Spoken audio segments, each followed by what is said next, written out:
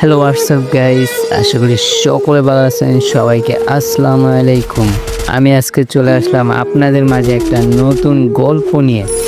সেই গল্পটি হচ্ছে ফ্রি ফায়ারে আসা একটা ছেলের। তাহলে বেশি দেরি না করে আজকের গল্পটি শুরু করা যাক।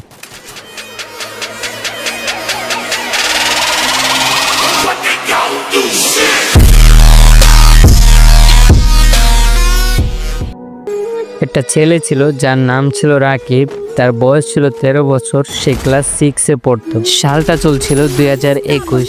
সে তখন দেখতে পায় তার এলাকার কিছু ভাই ব্রাদার একটা গেম খেলছিল। কি গেম খেলছিল সেটা রাকিব জানতো না। সে শুধু তাদের পাশে বসে গেম খেলা দেখত। এভাবেই দিন কাটছিল। হঠাৎ একদিন রাকিব জানতে পারে গেমটির নাম ফ্রি ফায়ার। তারপর সেও চিন্তা করলো যে এই গেমটা খেলা শুরু করবে। কিছুদিন পরে তার বাবা একটা ফোন কিনে। ফোনটার নাম ছিল স্যামফোনি আর তার র্যাম ছিল 2GB।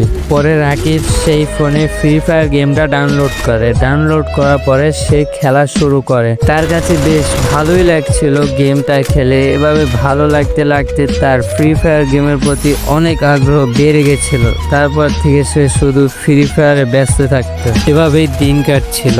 হঠাৎ একদিন রাতে সে ফ্রি ফায়ার গেমটা খেলছিল আর তার ছোট ভাই বলছিল সেও ফোন টিপতে। তারপর সে বলল যে এখন আমি গেম খেলতেছি। তার সেইটা বলার সাথে সাথেই তার ছোট ভাই কান্না করে দিল।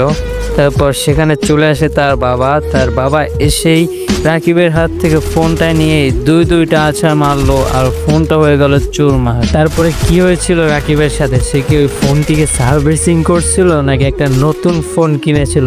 সেটা দেখার জন্য অবশ্যই নেক্সট পার্টের ওয়েট করতে হবে। তাহলে ভিডিওটি যদি ভালো লাগে সবাই অবশ্যই একটা সাবস্ক্রাইব করে একটা লাইক করে দিবে। তোমাদের কাছে একটা অনুরোধ রইল।